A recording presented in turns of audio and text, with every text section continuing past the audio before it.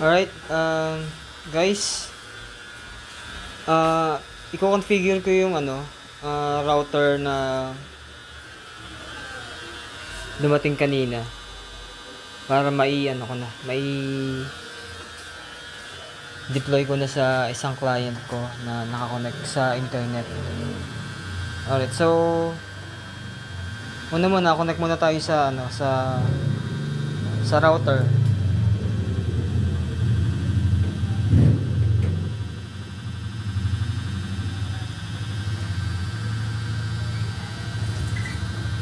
So, TP-Link 5D16.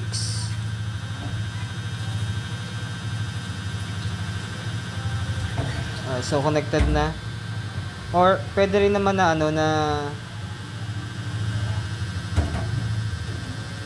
pwede rin siya na,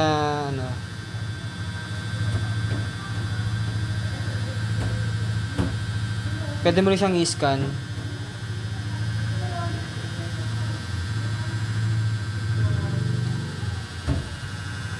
Gamit to.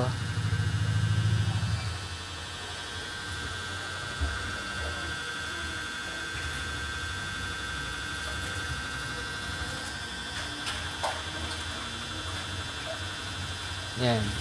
So, connected na siya. Punta tayo ng Google browser.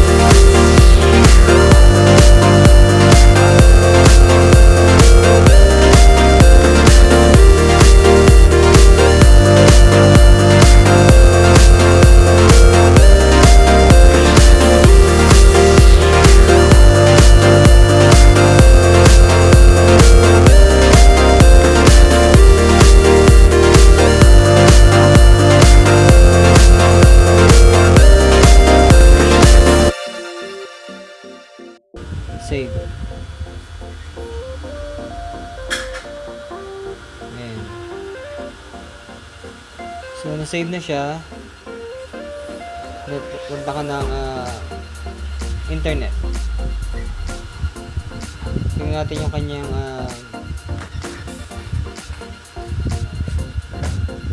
IP. Yung IP address niya. So, yung internet IP address niya ay 192.168.1.78. So, magla-log out tayo dito. Log out. Teka. 192.168.1.78. Ayan. Tapos tatype natin dito sa taas yung 192.168.1.7.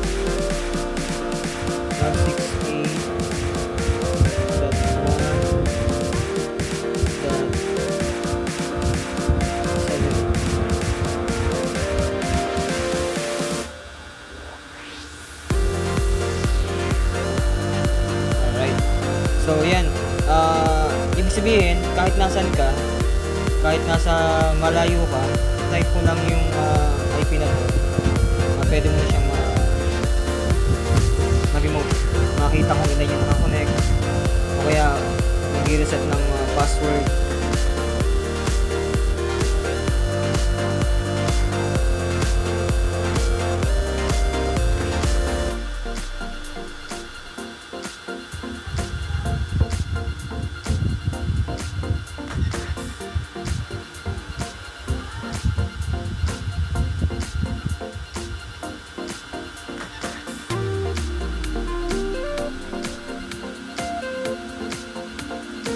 So, kung halimbawa, sinabi nung na gusto kong magpalit ng password. So, ayun. So, ang gagawin mo, punta ka lang na wireless.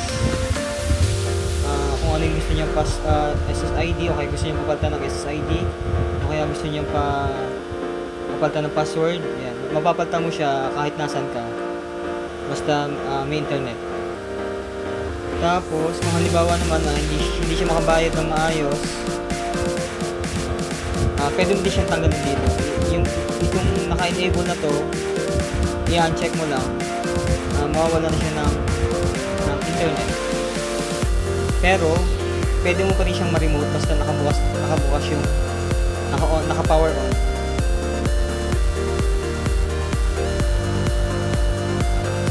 So, yun lang ang ginagawa ko dito sa hindi na ako nagkakalikot na kung ano. At hindi ko naman ang kailangan ko lang is ma-remote yung end user. At maliban dun ay wala na.